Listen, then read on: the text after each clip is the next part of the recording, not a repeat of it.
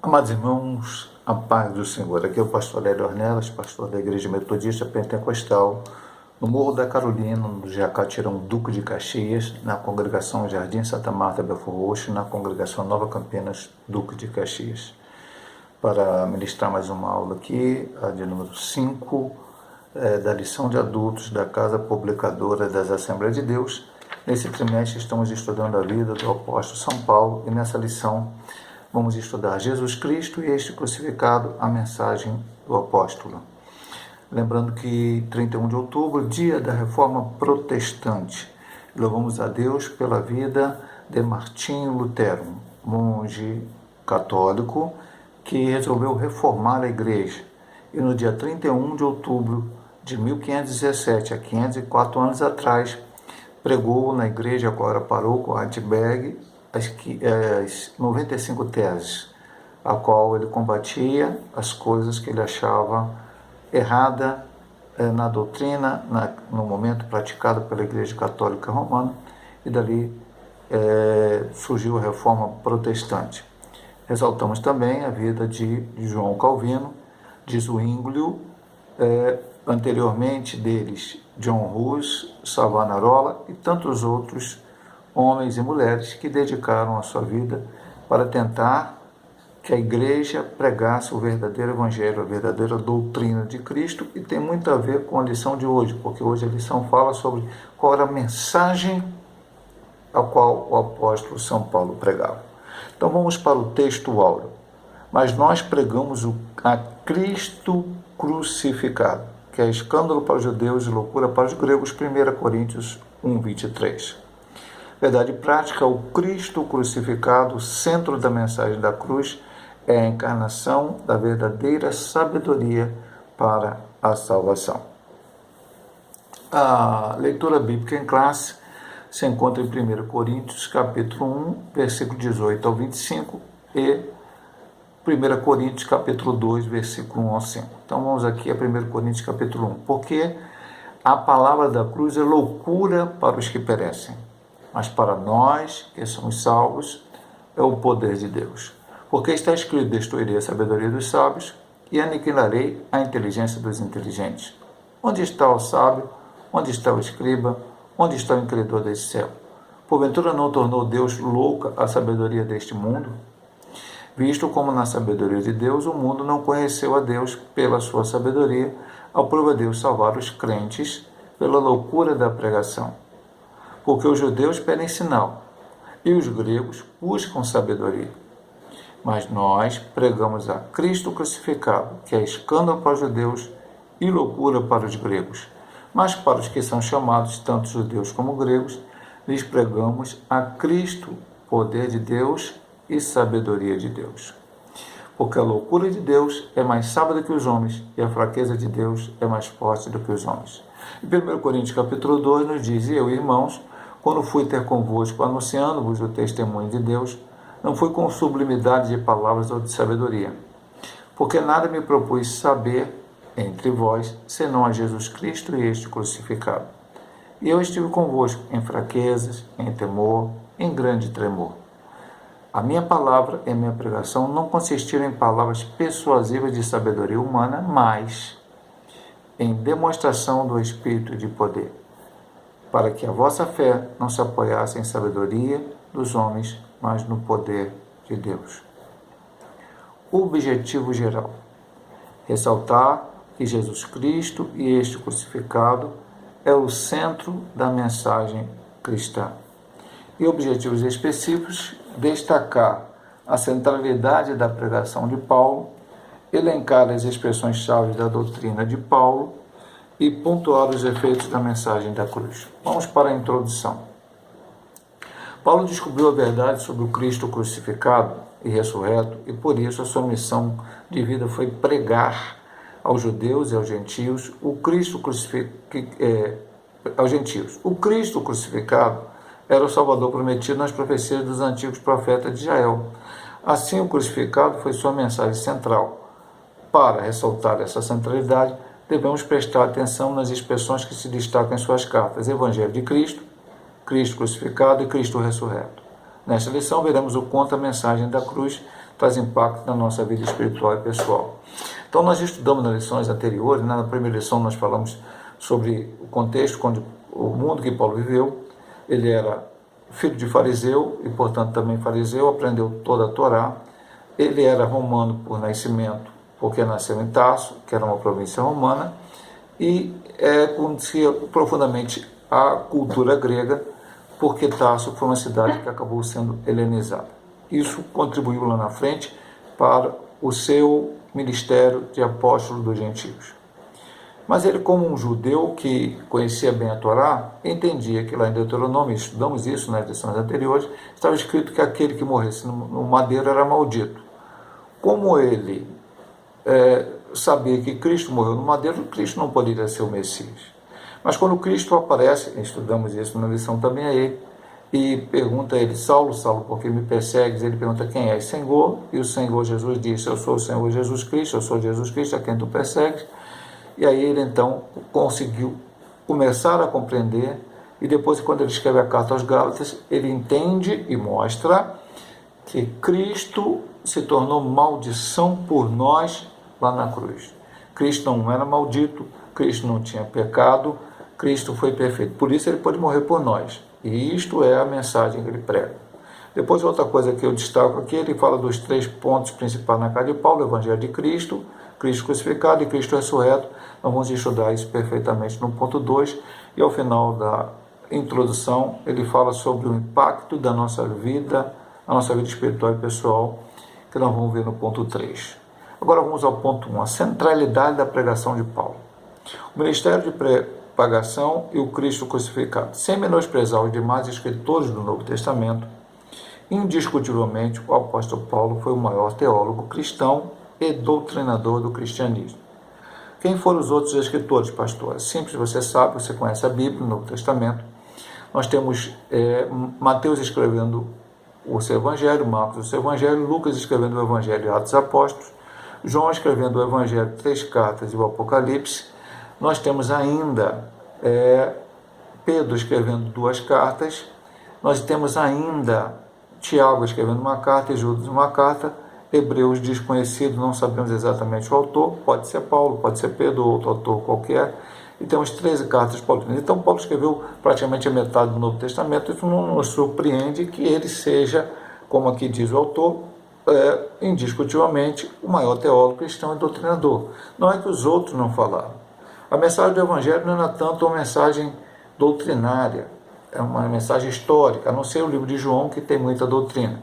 A mensagem do Apocalipse também, a visão total não era doutrinária, era mostrar as coisas que vêm no final, embora tenha também alguma doutrina. Mas as cartas de Paulo eram para as igrejas, a qual ele havia fundado, deixado pastores nela, e sabia que havia problemas, então ele começou a doutrinar essa igreja, ensinar, mostrar teologicamente qual era o ponto certo e errado. Suas cartas, baseadas na fidelidade aos ensinos de Cristo, lançaram os fundamentos da doutrina cristã. Embora Paulo não tenha convivido fisicamente com Jesus, ele recebeu toda a revelação do próprio Senhor Jesus Cristo. Gálatas 1,12, ele diz isso. Nós estudamos na lição passada. Ele não foi a Jerusalém, ele não foi aprender com os apóstolos, mas ele foi para o deserto da Arábia, ele ficou por um tempo e ali recebeu do próprio Senhor a revelação de muitas coisas, como lá em 1 Coríntios capítulo 11, o texto que fala da ceia, que eles assim como recebi do Senhor, recebeu por revelação. E depois ele vai a Jerusalém, depois ele vai para Antioquia e acaba sendo separado pelo Espírito Santo para a obra missionária, a obra apostólica. Ele recebeu a revelação do próprio Cristo para pregar o Evangelho sem se opor ao ensino dos outros apóstolos. Não havia briga. Pedro ensinava uma coisa, João uma coisa e Paulo outra. Eles ensinavam a mesma coisa porque receberam da mesma fonte o Senhor Jesus Cristo. Pedro, Paulo, Tiago, os outros receberam diretamente porque conviveram com Cristo, e Paulo por revelação do próprio Senhor. Por intermédio desse ministério, judeus e gregos, orgulhosos de sua religiosidade e conhecimento, descobriram que a manifestação da sabedoria de Deus ao mundo é o Cristo crucificado. Por isso, os judeus e gentios são chamados por Deus para ver no crucificado o único meio de salvação de verdadeira sabedoria. E temos aqui um ponto principal, não somente da lição, mas da doutrina cristã.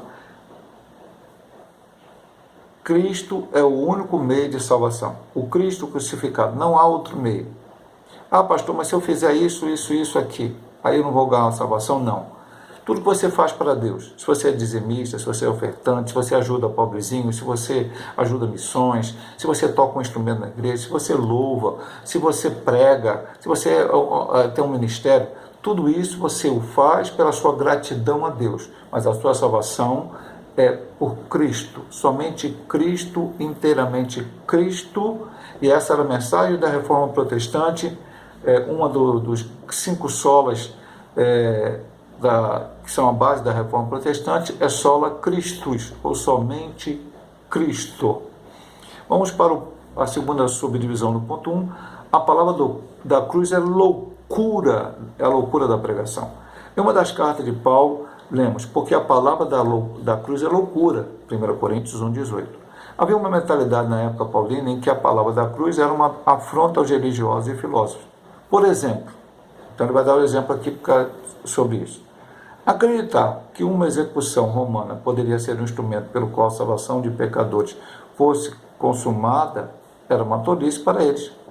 Nesse sentido, a cruz de Cristo não produziu atração, mas rejeição, pois era um instrumento de suplício e morte.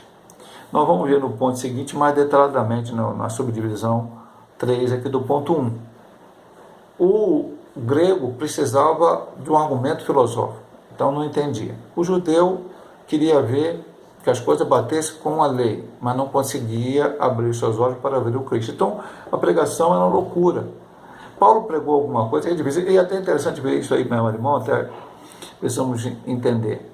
Várias religiões, enfim, tem os seus símbolos, sempre um símbolo que vai trazer uma mensagem, muitas vezes, de esperança e tal. Agora, o símbolo do cristianismo é a cruz vazia, não o crucifixo, não o Cristo crucificado na cruz. Cristo não está mais crucificado, ele saiu da cruz. Então, a cruz está vazia, o túmulo está vazio, Jesus ressuscitou ao 3º dia. Então, mas a cruz era um instrumento de suplício, de martírio, usado pelos romanos para se vingar daqueles a quais eles achavam que estavam errados. Isso pode ser o símbolo de vitória, de bênção? Sim, porque a cruz está vazia, a cruz não está com alguém nela. Isso significa o quê? Que Cristo morreu verdadeiramente. Isso é verdade e como vamos ver no ponto 2 agora, o Evangelho de Cristo, Cristo crucificado, Cristo ressurreto. Mas também que ele ressuscitou ao 3º dia, louvado seja o nome do Senhor. Então ele diz aqui no final deste ponto, nesse sentido, a cruz de Cristo não produziu atração, mas rejeição, pois era um instrumento de suplício e morte. Então Paulo pregava, e até os outros apóstolos, porque, pastor, essa mensagem era só de Paulo, só Paulo que pregava isso? Não, como nós dissemos no ponto anterior. A doutrina de Paulo para a doutrina de Pedro, era a doutrina de João, era a doutrina dos outros apóstolos. O que eles pregavam? Eles pregavam a Cristo. E hoje nós precisamos, a igreja do século XXI, voltar a ele. O que eu tenho que pregar? Filosofia? Eu tenho que pregar um evangelho diferente? Eu tenho que pregar autoajuda? Eu tenho que pregar psicologia? Não, eu tenho que pregar Cristo. Quem transforma a vida do homem é Cristo. Quem transformou a minha vida foi Cristo. Quem transformou a sua vida, você que vai ouvir este vídeo e que já é um remido lavado no sangue do Cordeiro, é Cristo que transformou a sua vida. Vamos desprezar a cultura ou outras coisas? Não, mas essas coisas não são o nosso principal foco e especialmente a nossa pregação. A nossa pregação é Cristo, o Cristo crucificado, o Cristo ressurreto. E na continuação deste primeiro ponto, agora no tópico 3, porque ele vai falar alguma coisa do tópico 2 também, para os judeus e gregos. A cruz era considerada loucura porque chocava a sabedoria humana.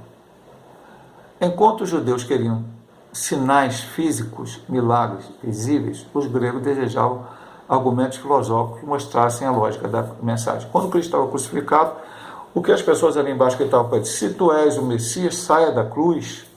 Até o ladrão que não se arrependeu falou isso para ele. Eles queriam sinais. O mais interessante é que Jesus fez muitos sinais antes de morrer na cruz. Jesus ressuscitou mortos, Jesus curou pessoas que era impossível Até hoje, na medicina atual é difícil. Imagina no que tínhamos naqueles dias. O que tinha ali para as pessoas. O leproso era abandonado, era tirado fora da cidade e ficava o resto da sua vida vivendo separado de todos. E Cristo curou leprosos. O cego de nascença, um paralítico, viviam mendigos. Eles não tinham força para trabalhar e ficavam. Cego de nascença ou qualquer cego. E Jesus foi lá e curou o paralítico, curou os cegos. Jesus trouxe a esperança, Jesus fez milagre, Jesus repartiu pão e peixe, multiplicou. Esses homens não acreditavam. Esses homens não, os discípulos, porque esse, glória a Deus, acreditaram. E se transformaram em apóstolos, muitos outros que não foram apóstolos, mas também discípulos, continuaram seguindo a Cristo, acreditando nele, por isso o Evangelho chegou até nós. E os filósofos queriam a lógica da mensagem. Bom, um Salvador, um Deus. Qual era o Deus dos gregos, dos romanos? Eram deuses que tinham várias falhas morais, mas eram deuses espetaculares, que um Deus controlava o ar, outro controlava o fogo, outro controlava o sol, outro controlava isso, outro controlava aquilo, outro controlava aquilo. Então, é esse Deus que eles querem. Não conseguiram entender que Cristo não era mais um Deus. Ele era o único e verdadeiro Deus, mas o Deus é tão amoroso, tão glorioso, tão maravilhoso, que ele então resolve descer na terra, se transformar como um ser humano, viver como um ser humano, nascer como um ser humano, conviver com os seres humanos, pregar para os seres humanos, não ser entendido por eles, morrer de uma forma terrível, mas ressuscitar ao terceiro dia e trazer salvação a toda essa humanidade. E esta é a centralidade da pregação de Paulo do Evangelho. Assim, o conteúdo da mensagem de Paulo gerava escândalo para os judeus, pois a cruz não era um espetáculo suntuoso e, ao mesmo tempo, contrariava a retórica erudita de dois filósofos gregos por causa de sua simplicidade. É tão simples que eu não consigo entender. Até hoje as pessoas não conseguem entender. 2 mais 2 é 4. É muito simples. Não, eu quero alguma coisa diferente. As pessoas querem... Inclusive, eu até faço um alerta para você que está ouvindo esse vídeo. Presta atenção, meu amado irmão. O Evangelho é simples. Jesus Cristo salva, que é o principal, cura, liberta, batiza com o Espírito Santo e brevemente ele voltará para buscar a sua igreja. Ponto. Não tem que inventar mais nada.